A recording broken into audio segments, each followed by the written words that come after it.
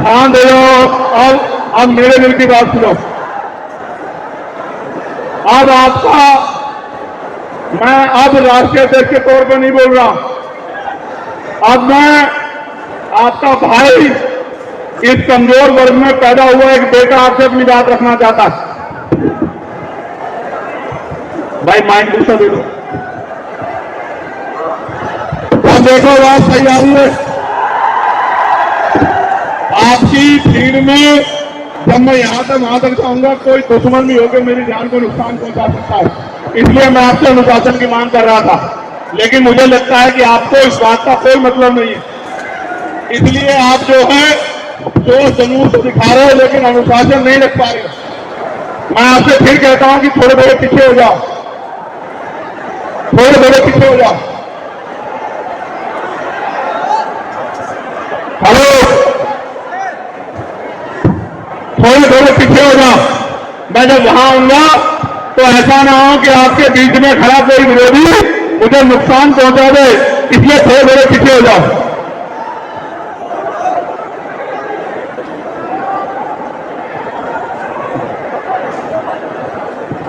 सम्मानित साथियों, आप ये जानते हो कि मैं किसी धन्ना सेठ का बेटा नहीं।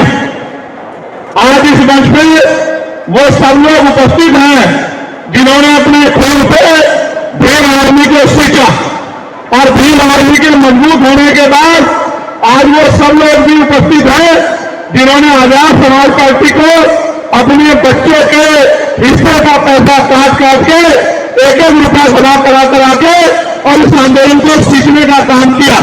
आज इस मंच पे इधर और सामने वो लोग उपस्थित हैं जो किसी नाम के लिए नहीं, बस समाज की सेवा को करने के लिए मैदान में उतरे हैं। आशीर्वाद साहब कहते थे, जब आप समाज को समझाने निकलोगे तो समाज के बहुत सारे लोग आप पे आरोप लगाएंगे, आपकी आलोचना भी करेंगे, आप पर सवाल भी खड़े करेंगे। ये वो लोग हैं जो खुद को काम करते नहीं, अगर कोई काम करना चाहता है तो उसको रोकने के लिए टांग खींचने का काम करते हैं। आप बताओ, अगर आज मेंबर ऑफ पार्लियामेंट के तौर पे आजाद समाज पार्टी का आदमी सदन में नहीं होता तो क्या सदन में कोई आपकी बात को उठाता? क्या सदन से कोई आपके हितों के लिए आवाज उठाता? आज आपकी हैसियत भारतीय राजनीति में मजबूत है। आज बड़ी बड़ी पार्टियों से एक भी मेंबर ऑफ पार्लियामेंट नहीं है, लेकिन 2020 में बनी आजाद समाज पार्टी के एक मेंबर ऑफ पार्लियामेंट है, और मेंबर ऑफ पार्लियामेंट भी ऐसा नहीं, मेंबर ऑफ पार्लियामेंट भी टिकाऊ है, टिकाऊ। बताओ, पार्लियामेंट में सुनते हो नहीं सुनते? मुझे जब मैं विदेश के दौरे से आया तो मैंने महसूस किया विदेश की जिंदगी अच्छी है। हमारे लोग कब तक विदेश की तरफ भागते रहेंगे? हमें ऐसा काम करना चाहिए कि भारत की जिंदगी भी, भारत में रहने वाले गरीब, किसान, मजदूर, सभी जातियों के लोगों की जिंदगी भी विदेश में रहने वाले लोगों की जिंदगी जैसी होनी चाहिए। फिर मेरी समझ में आया कि ये ऐसा संभव नहीं है। ये ऐसा संभव है जब हम लोग अपनी राजनीतिक ताकत बनाएंगे और सरकार में बैठ के पॉलिसी बना के अपने लोगों के लिए योजना बना के इस तरह के कानून बनाएंगे, इस तरह के लक्ष्य बनाएंगे, उन लक्ष्य को प्राप्त करने के लिए संघर्ष करेंगे, उन लक्ष्य को पूरा करने के लिए संघर्ष करेंगे, तभी जाके इस देश के लाखों करोड़ों अरबों लोगों की जिंदगी में बदलाव होगा। जब मैं सारा लोग देखता हूं तो मुझे सत्ता के पीछे लोग दिखाई देते हैं। सत्ता के पीछे लोग, सबको सत्ता चाहिए, सत्ता चाहिए। आपको नहीं पता क्या, आपकी पार्टी के पास भी मिनिस्टर बनने के अवसर थे कि आप आइए, केंद्र में मंत्री बनिए, कुर्सी में बैठिए, सड़क के संघर्ष का रास्ता छोड़िए और बढ़िया पैसे कमा के बढ़िया सुरक्षा सुविधा लेके आगे बढ़िए। लेकिन आपकी पार्टी ने और आपकी पार्टी के नेताओं ने इस मनुवादी पार्टियों की मिनिस्ट्री को का काम किया और विपक्ष का रास्ता चुना कि हम लोग विपक्ष में रहकर अपने लोगों की आवाज उठाएंगे, क्योंकि उन दलों में रहकर, उन दलों की सरकारों में रहकर हम लोग सब सुविधा ले सकते हैं, लेकिन अपनी एक भी पॉलिसी को लागू नहीं करा सकते हैं। इसलिए उन पार्टियों से, उन विचारधारा के लोगों से ना आज ना जिंदगी में हमारा कोई समझौता होगा। हम लोग उनसे विचारधारा के आधार पर संघर्ष को जारी रखेंगे। जैसे हमारे महान पुरुषों में राष्ट्रपिता ज्योतिबा फूले ने, बाबा साहब अम्बेडकर ने, छत्रपति शिवाजी महाराज ने, महामना रामसिंह वर्मा ने, छत्रपति शिवाजी महाराज ने, सदगुरु कबीरदास जी ने, भगवान बुद्ध ने और जगत गुरु सदगुरु रविदास जी महाराज ने, भगवान वाल्मीकि महाराज ने, गुरु नानक देव ने अपने लोगों के अधिकारों के लिए, सम्मान की जिंदगी के लिए संघर्ष किया। हमें भी उसी तरह से संघर्ष को आगे बढ़ाना। मैं जब घूमता हूं, लोगों के बीच में जाता हूं, तो लोगों का प्यार देखता हूं। मैं जब चुनाव लड़ रहा था, गांव गांव से पैसे इकट्ठे हुए, मेरे आज भी याद है, क्योंकि भारत में चुनाव बड़े महंगे हैं। मैं केतली लेकर जाता था, कोई गरीब परिवार का आदमी 1 रुपया डालता था, कोई 10 रुपया डालता था, कोई 30 रुपये डालता था, कोई 100 रुपये डालता था, कोई 500 रुपये डालता था, कोई 1,000 रुपये डालता था। लेकिन यहां तो स्टेट में 1 रुपया भी भिखारी को देते हुए आदमी 4 बार सोचता है, मेरा पैसा गलत जगह तो नहीं लग रहा, मेरा पैसा किसी गलत काम में तो नहीं लग रहा। लेकिन उन्होंने अपनी मेहनत की कमाई का 2-2, 4-4, 10-10, 20-20, 100-1,000 रुपये देते हुए उनके दिल में क्या इच्छा रही होगी कि भाई ये मूवमेंट चलनी चाहिए, ये मूवमेंट आगे बढ़नी चाहिए, बाबा साहब अम्बेडकर, काशीराम जी के विचार आगे बढ़ने चाहिए। इसलिए हमें चंद्रशेखर आजाद को वोट और पैसे दोनों में ताकत देनी। कई जगह से पैसे आए, नोट जब हाथ में पकड़ा तो मेरे आंखों से आंसुओं का सैलाब आ गया। नोट की नोटें देख के लगता था कि कई मजदूरों के हाथ से नोट निकल के आया। मैंने कुछ नोट तो उठाकर भी रखे हैं, कुछ नोट अपने पास, जब तक मैं जीऊंगा वो नोट मेरे पास ही रहेंगे। वो नोट नहीं मेरे लिए, वो उन गरीबों का आशीर्वाद है मेरे सर पे, जिन्होंने हम लोगों को भरोसा किया। मेरे प्यारे भाइयों साथियों, अभी जब मैं विदेश दौरे पे था, 4 जगह पे मुझे गोल्ड मेडल से सम्मानित किया गया। मैंने उनकी भावनाओं का ध्यान रखते हुए वो गोल्ड मेडल तो ले लिए, लेकिन आपको याद होगा मैंने हाथरस की घटना के बाद, हमारे दिल्ली के लीडर सब लोग जानते हैं, ये संकल्प लिया था कि जब तक इस देश में हमारा राजकाज नहीं आएगा, बहुजन समाज के लोग इज्जत की जिंदगी नहीं हासिल कर लेंगे, तब तक मैं किसी भी तरह की माला नहीं पहनूंगा, चाहे नोटों की हो, चाहे फूलों की हो, चाहे कागजों की हो, कैसे भी माला हो। आज जब मैं यहां जाता हूं प्रदेश भर में, तो माला लेकर स्वागत करता हूं। मैं आपसे भी हाथ जोड़ के यही कहता हूं कि मैं माला नहीं पहनता हूं। जब मैं नदी में चुनाव लड़ने गया तो वहां के लोग भी माला लेके आते थे, मैं उनसे कहता था मैं माला नहीं पहनता हूं, तो वो कहते चुनाव जीतने के बाद पहनाएंगे। तो मैंने कहा कि मैं चुनाव जीतने के लिए इसके बाद भी नहीं पहनूंगा, क्योंकि मेरे चुनाव जीतने से बहुजन समाज की गरीबी, बेबसी, लाचारी नहीं खत्म होगी।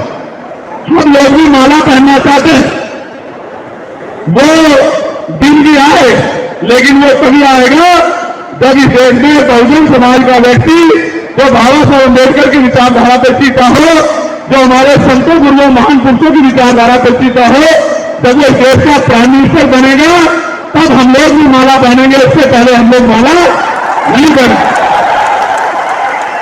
तो जब उन्होंने मुझे सोने के मेडल पहनाए, आज ये बात मैं वचन दे कह रहा हूं, मैंने वो मेडल हाथ जोड़ के वापस कर दिया। उनसे कहा कि जिनका मैं नेतृत्व कर रहा हूं, उनके पास तो खाने के लिए रोटी भी नहीं, उनके पास तो पहनने के लिए अच्छे कपड़े भी नहीं है, उनके पास तो सर ढकने के लिए अच्छी छत भी नहीं है, उनके पास तो पहनने के लिए अच्छे जूते भी नहीं है, उनकी बच्चों के पास तो इज्जत की जिंदगी तन ढकने के लिए अच्छे कपड़े नहीं है।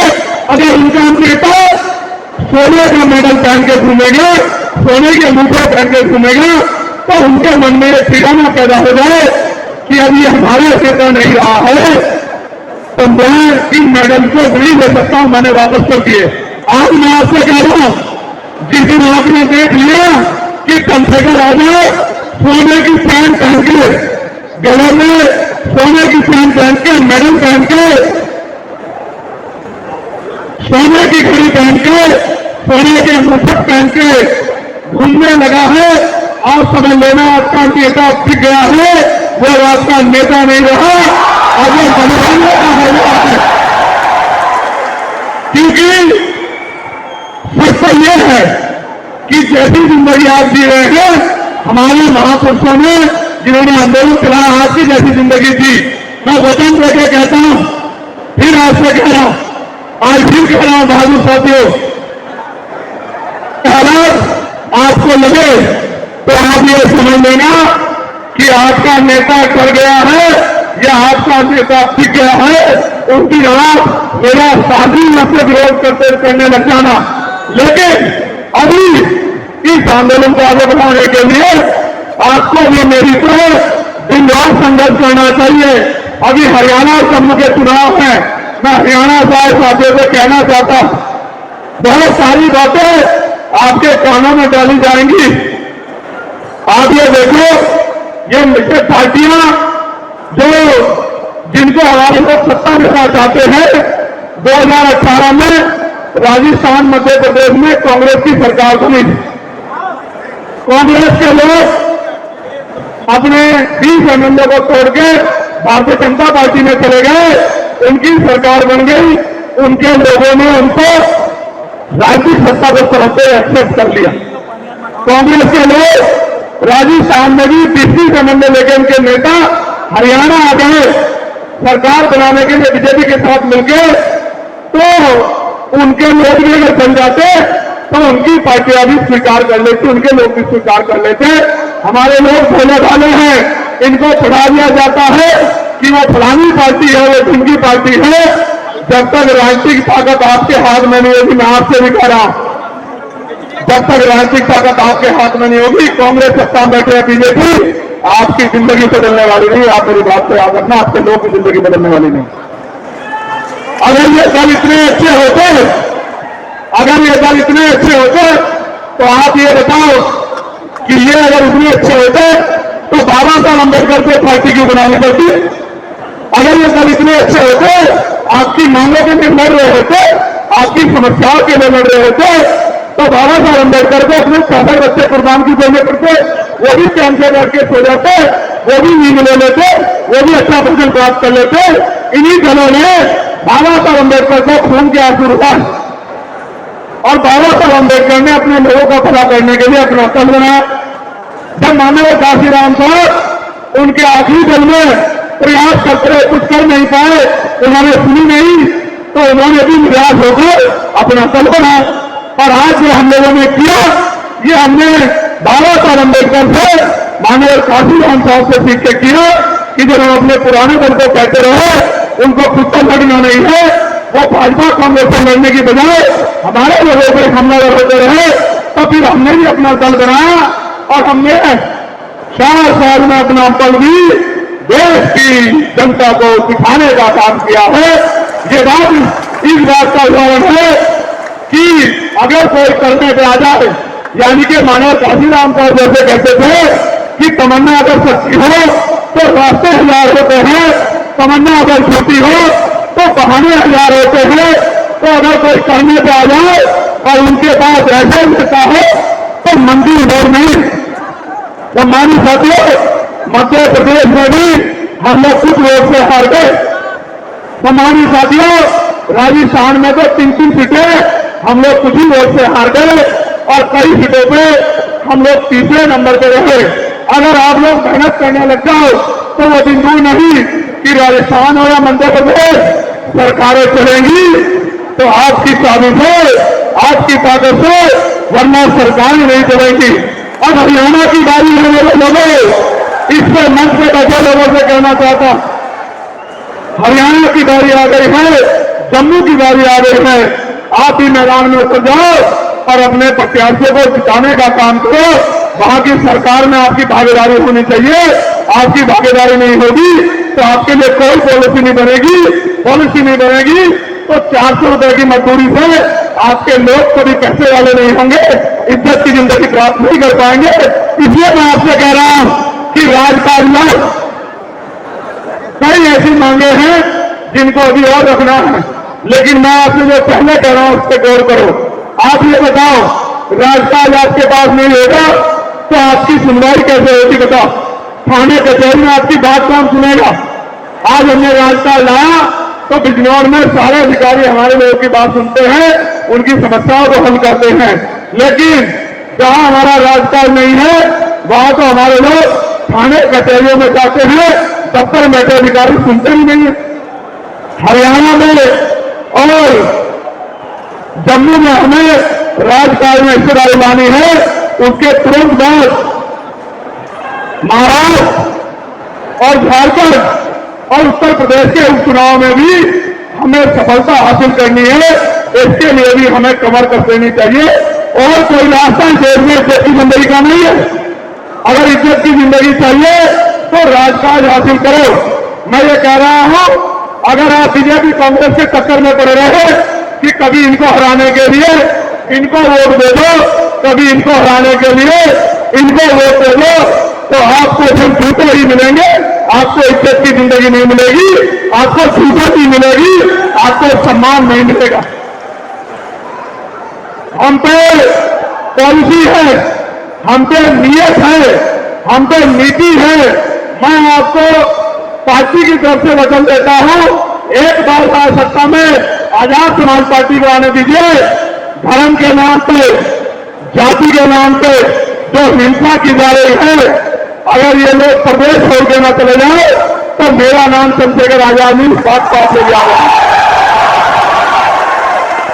आज किस तरह से मुसलमानों पर बुलडोजर चल रहा है, मुसलमानों को दलित किया जा रहा है, जिस तरह से मुसलमानों पर मॉब लिंचिंग हो रही है, जिस तरह से उनके कारोबारों को खत्म किया जा रहा है, जिस तरह से उन पर हिंसा हो रही है, जिस तरह से फायदा माहौल उनके लिए बनाया जा रहा है, मैं इस मंच के माध्यम से कहना चाहता हूं कि सरकार में बैठे लोगों याद रखना, अभी जब तक श्रीनगर में आजाद समाज पार्टी का एक ही नेता जिंदा है, आपका ये बांटने का सपना, डराने का सपना पूरा नहीं हो सकता। इस बात को आप लोग याद रखें।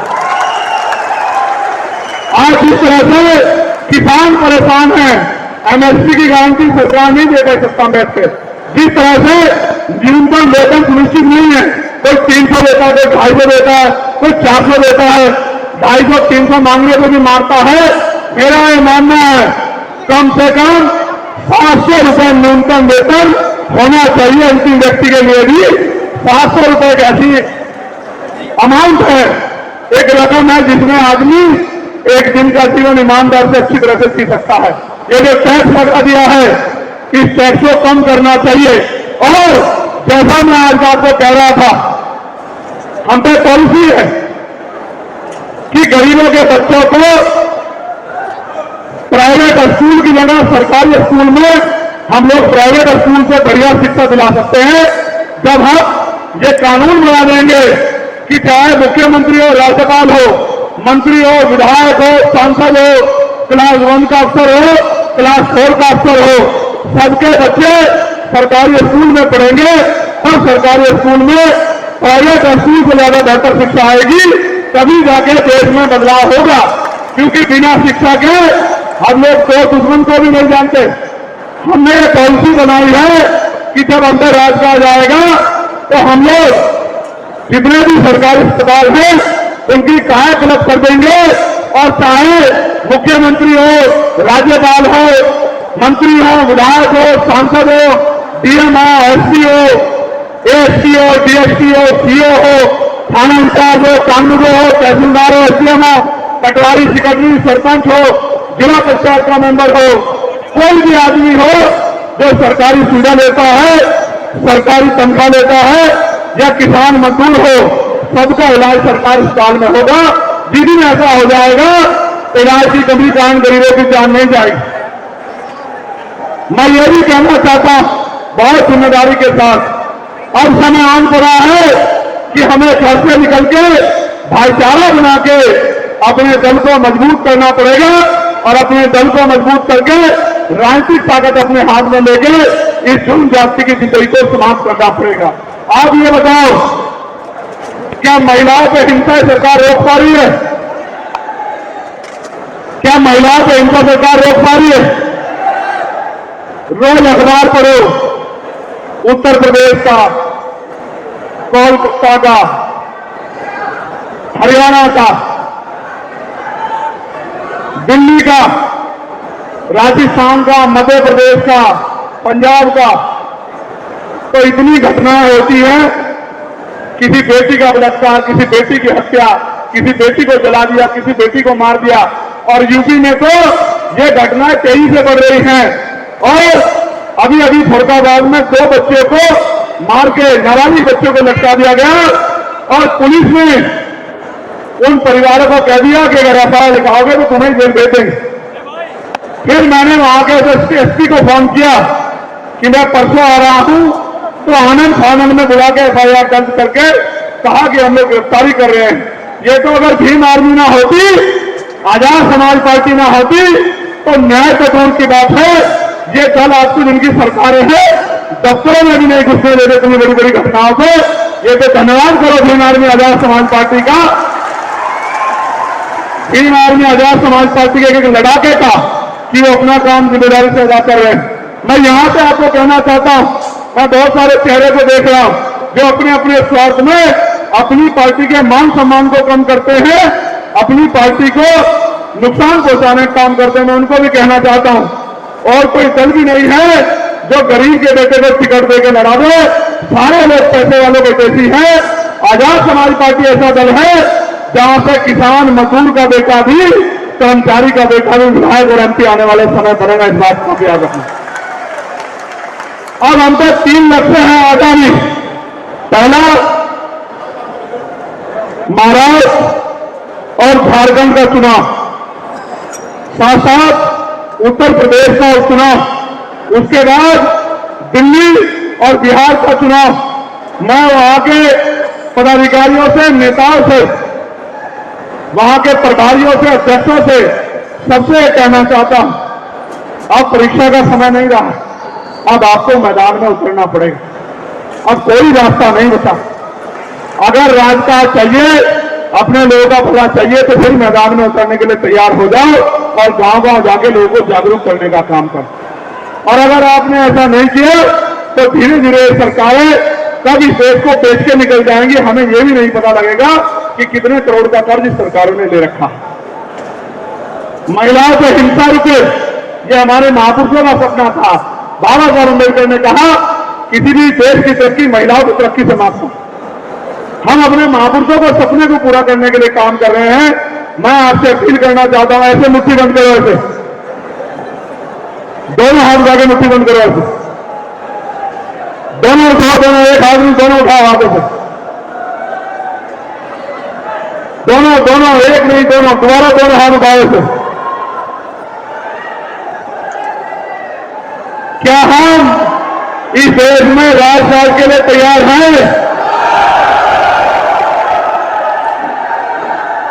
जो मांगे हमने उठाई हैं, अगर सरकार उनसे गौर नहीं करेगी तो क्या आप लोग संघर्ष के लिए तैयार हो? क्या आप अपने अधिकारों को बचाने के लिए मैदान में आने के लिए तैयार हो? तो हम सरकार को नवंबर तक का समय देते हैं। कितना समय? ये सितंबर चल रहा है, अक्टूबर तक का समय हम लोग देते हैं। नवंबर में हम लोग पार्टी की राष्ट्रीय समिति की मीटिंग बिठा के दोबारा से तय करेंगे। अगर सरकारों ने हमारी मांग नहीं सुनी तो इन मांगों पे हमें अगला स्टैंड क्या लेना है, ये पार्टी जो है नवंबर के पहले दूसरे हफ्ते में बैठ कर तय करेगी कि अगली कार्रवाई हमारी क्या होनी चाहिए। मैं किसानों को भी विश्वास दिलाना चाहता हूं, मनोज भाई कहते हैं किसानों की हर एक समस्या को हल करने के लिए हम लोग संकल्पित है, वचनबद्ध हैं। मौका आने दीजिए, यहां का कुछ किसान दुनिया के किसानों से खुशहाल बनेगा, इस बात की मैं आपको गारंटी देता हूं।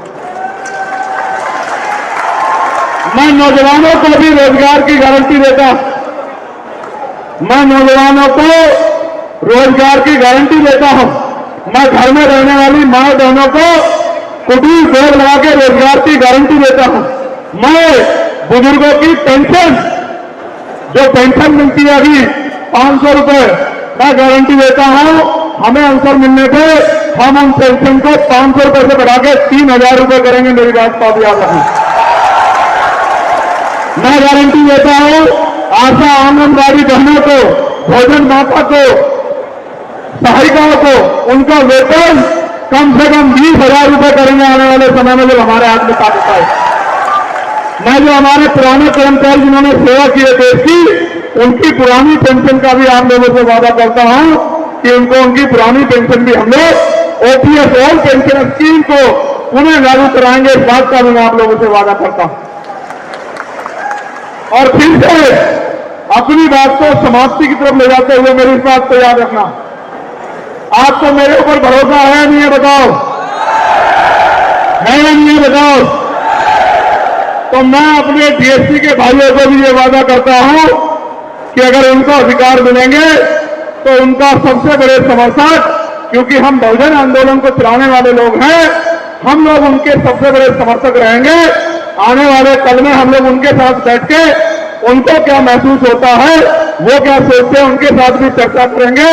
मैं ये भी नकारता हूं कोई अगर ये कहता है कि डीएससी के लोग पढ़े लिखे नहीं है, वो पढ़ते नहीं है, वो धार्मिक है, कोई इस तरह की बातें करता है, तो मैं इस बात का भी खंडन करता हूं कि हमारे पढ़े लिखे समाज को ऐसा कोई भी टिप्पणी नहीं करनी चाहिए। जो बात इस देश के तथाकथित स्वर्ण जाति के लोग हमारे लोगों के खिलाफ कहते थे, जब आरक्षण मिला था शेड्यूल कास्ट के लोगों को, शेड्यूल ट्राइब के लोगों को, जब आरक्षण मिला था मंडल कमीशन के जरिए बैकवर्ड के लोगों को, जो बात ऊंची जातियों के लोग इनके लिए कहते थे, आज अगर वही बात हम लोग कहने लगेंगे तो कहीं ना कहीं ऐसा लगेगा कि हम भी स्वार्थी हो गए हैं। हम तो अपने दायित्व पर खड़े हैं, हम अधिकारों की रक्षा भी करेंगे और अपने लोगों को बांट कर भी देंगे। इस बात की जिम्मेदारी भी हमारे साथ होना चाहिए। इसलिए मैं आपसे आग्रह करूंगा, बड़ा भाई होने के नाते मैं अपने लोगों से आपसे आग्रह करूंगा कि कोई भी अनावश्यक टिप्पणी डीएससी के भाइयों को ना करें। वो हमारा परिवार है, उनके लिए खून भी देना पड़ा, उनके अधिकारों के लिए संघर्ष भी करना पड़ा, तो हम लोग सबसे आगे रहेंगे, उनके अधिकारों को छीनने नहीं देंगे। इस बात को मैं आप लोगों को बता देता हूं। और ये रैली तो कुछ भी नहीं है, ये रैली तो कुछ भी नहीं है। अगर उनके अधिकार को छीनने काम करेगा तो इससे 10 गुना बड़ी रैली उनके समर्थन में हम लोग करने का काम करेंगे। लेकिन किसी भी कीमत पे हम अपना भाईचारा नहीं टूटने देंगे, इस बात का मैं आप लोगों को वादा कराता हूं। हमारी साथियों, आज आप यहाँ इतनी बड़ी संख्या में आए और आपने हमेशा की तरह भीम आर्मी आजाद समाज पार्टी के नौजवान नेताओं का, सम्मानित साथियों का मनोबल बढ़ाने का काम किया। मैं दोनों हाथ जोड़ के आपका धन्यवाद करता हूं।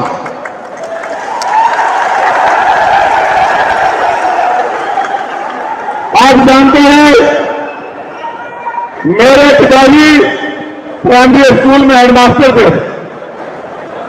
मैं तो गरीबी से निकल के आया, बेबसी लाचारी से निकल के आया, मगर मुझे खुशी है कि भीम आर्मी आजाद समाज पार्टी में जो राष्ट्रीय स्तर का, प्रदेश स्तर का नेतृत्व है, वो इतना समझदार है, इतना समर्पित है, इतना ऊर्जावान है कि कभी कभी हम लोग भी अपने आप को गौरवान्वित महसूस करते हैं कि अगर ये पुराने निसंदिग्ध साथी नहीं होते तो शायद आज आंदोलन यहां नहीं पहुंच पाता।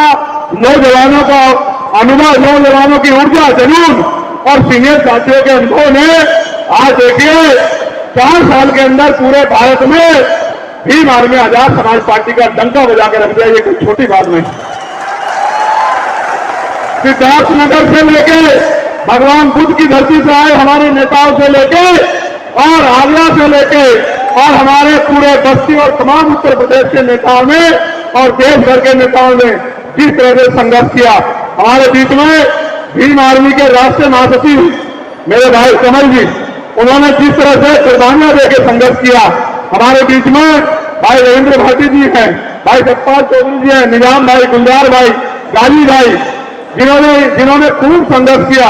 हमारे बीच में हमारे सत्येंद्र अशोक जी, हमारे गुरु जी टेगवाल जी, अश्वनी जी, कोकारिया जी, हमारे डॉक्टर बंपाल जी, हमारे महेश जी, हमारे उपासक जी, महेंद्र सिंह जी, अहमद तोमर साहब, सुनील चित्तौड़ जी, मोहन लाल जी, हमारे जो है पूर्व विधायक जी, हमारे आकिब साहब, जौहर साहब, किस तरह से हमारे एक्स जो हैं हमारे प्रमुख सचिव साहब नीलरतन जी, हमारे तमाम साथियों ने जिस तरह से संघर्ष किया है, वो योगदान हमारे आर्या जी जिस तरह का योगदान इन्होंने दिया है वो अतुलनीय है। मैं धन्यवाद आज मैं जो कुछ उनकी वजह से हूं। साथ साथ हमारे राष्ट्रीय महासचिव रविंद्र भारती जी, हमारे राष्ट्रीय महासचिव भाई हिमांशु जी और हमारे सबसे मजबूत पिलर हमारे नेता, हमारे राष्ट्रीय अध्यक्ष भीम आर्मी के नेतन सिंह जी, मैं इनका भी बहुत सभी का धन्यवाद देता हूं। इन्होंने बहुत मेहनत की है। साथ साथ मैं भीम आर्मी के आखिरी कार्यकर्ता का जो गांव में रहता है, जिसको लोग नहीं जानते, जो आजाद समाज पार्टी का बूथ का अध्यक्ष है, सेक्टर का अध्यक्ष है, जो हमारी जिला विधानसभा कमेटी के नेता है, प्रदेश के नेता है, जिनका नाम मैंने नहीं लिया, मैं उनका भी धन्यवाद करता। अगर वो लोग संघर्ष नहीं करते तो आज हजारों के भीड़ नहीं मिला करती जब मैं जाता। अभी मैं गया था बांदा, कई हजार लोग थे, 2-3 दिन की कॉल पे कई हजार लोग थे। संकल्पित है हम लोग, महाराष्ट्र के हमारे साथी अशोक जी, हमारे आनंद जी, हमारे तौसीफ भाई, शांति भाई, तमाम हमारे साथी सब लोग, मौसम भाई, इतने अच्छे लोग हमारे पास हैं। हमारे नगीना लोकसभा के लोगों का तो मैं कितना शुक्रगुजार करूं, उनके लिए तो शब्द ही कम है मेरे पास। आप देखो विदेश में भी नगीना के लोग जानते हैं, मुझसे कहते थे स्पीच करते हुए नगीना से आए हमारे सांसद, तो आप देखो नगीना को तो देश के लोग भी जान गए। मैं भीम आर्मी स्टूडेंट फेडरेशन के लोगों का, हमारे अनुशासन समिति के लोगों का, हमारे मिशन 78 के हमारे बड़े भाइयों का भी मैं धन्यवाद करता हूं। मैं धन्यवाद करता हूं उस आखिरी कार्यकर्ता का भी जिसका योगदान है किसान मोर्चा के साथियों को, हमारे मेरे साथ के पढ़ाए मेरे सीनियर साथियों का भी कॉलेज के मैं धन्यवाद करता हूं। हमारे पीछे जो है बरेली वाले जो साथी बैठे हैं उनका भी मैं धन्यवाद करता हूं। मैं आप सबका धन्यवाद करता हूं, आपसे उम्मीद करता हूं अनिकेत और तमाम साथी कि आपका ये प्यार सहयोग बना रहा तो 10 साल, आज ये नगीना के लोग उधर भी खड़े, 10 साल में वो दिन आएगा कि आजाद समाज पार्टी के मेंबर ऑफ पार्लियामेंट की संख्या 100 से ज्यादा पार्लियामेंट में होगी। मेरी बात को आप याद रखें, 100 से ज्यादा।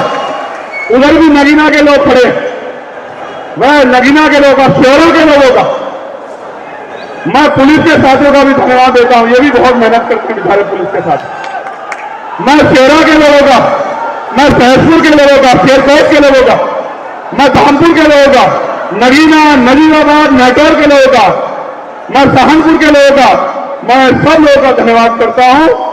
अगर कोई छूट गया हो तो मुझे बता देना, कोई कस्बा छूट गया हो मुझे बता देना। किरतपुर के लोगों का मैं,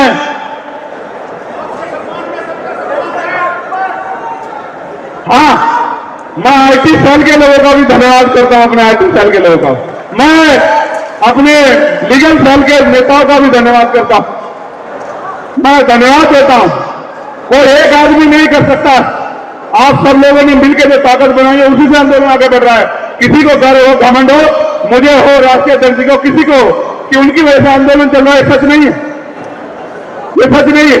आंदोलन तो कार्यकर्ता चलाते हैं, नेता तो मंच पे आकर बैठता है, आंदोलन तो कार्यकर्ता चलाते हैं। भाई महेश सिंह जी का, नीतू भाई, ये तमाम हमारे पिलर हैं, जिन्होंने अपनी जान की बाजी लगा के आंदोलन को आगे बढ़ा।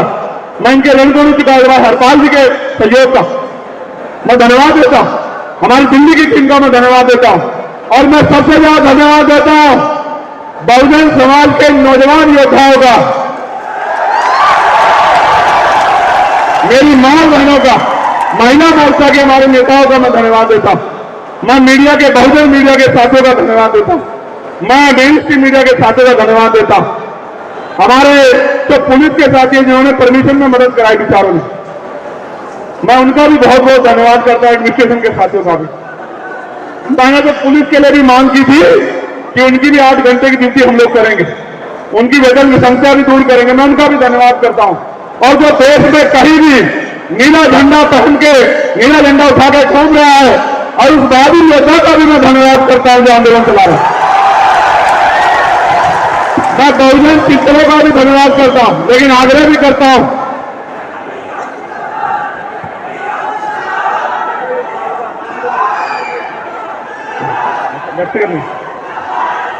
एक मिनट सुनो, ये सुनो, बना के रखना अनुशासन। पैसों पे नहीं आते लोग, पैसों पे सुनो,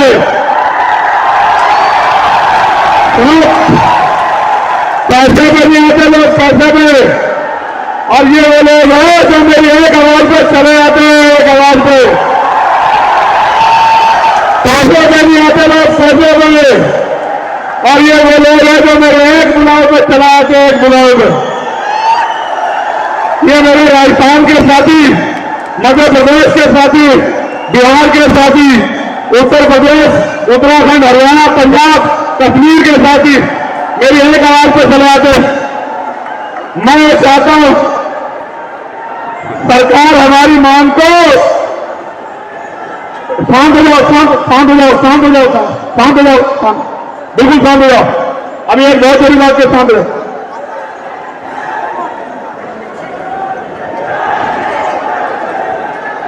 सरकार हमारी मांग को हल्के में ना ले, मैं कहना चाहता हूं,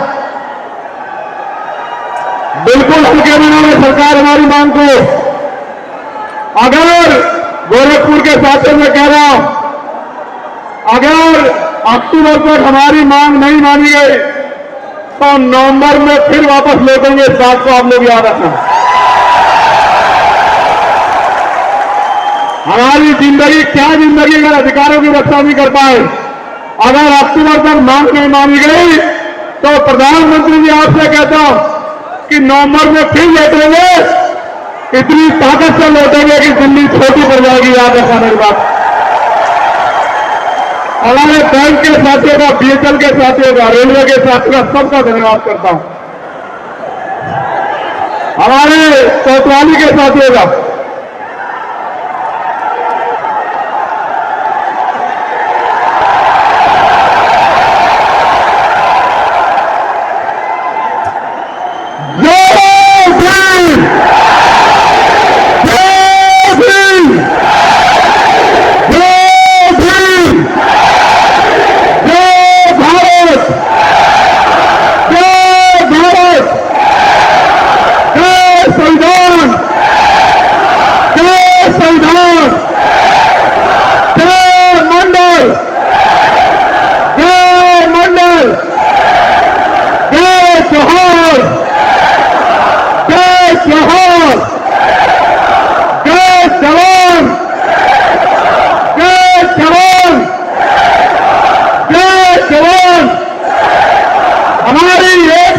जिंदाबाद, हमारी एकता जिंदाबाद, हमारा भाईचारा जिंदाबाद, हमारा भाईचारा जिंदाबाद। हम न किसी से भीख मांगते, हम न किसी से भीख मांगते, हम न किसी से भीख मांगते। दो जुल्म की टक्कर में, दो जुल्म की टक्कर में संघर्ष हमारा है। अभी तली अंगड़ाई है, आगे और लड़ाई है। अभी तली अंगड़ाई है, आगे और लड़ाई है। अभी तली अंगड़ाई है, आगे और लड़ाई है। अभी तली अंगड़ाई है, आगे और लड़ाई है। वोट हमारा, राज तुम्हारा, नहीं चलेगा, नहीं चलेगा। वोट हमारा, राज तुम्हारा, नहीं चलेगा, नहीं चलेगा। वोट हमारा, राज तुम्हारा, नहीं चलेगा, नहीं चलेगा। जो बहुजन की बात करेगा, जो बहुजन की बात करेगा, जो बहुजन की बात करेगा, जो सरकार निकम्मी है, वो सरकार निकम्मी है, रोजी रोटी दे न सके जो, वो सरकार निकम्मी है, रोजी रोटी दे न सके जो, वो सरकार निकम्मी है, जो सरकार निकम्मी है, वो सरकार निकम्मी है, जो सरकार निकम्मी है, वो सरकार निकम्मी है। हमारा भाईचारा, जिंदाबाद, हमारा भाईचारा, जिंदाबाद, संविधान एकता, जिंदाबाद, हमारा टीएससी भाईचारा, जिंदाबाद, हमारा टीएससी भाईचारा, जिंदाबाद, हमारी एकता, जिंदाबाद, हमारी एकता, जिंदाबाद, हमारी एकता, जिंदाबाद, हमारा भाईचारा, जिंदाबाद, हमारा भाईचारा, जिंदाबाद, हमारी एकता, जिंदाबाद। शांत हो जाओ।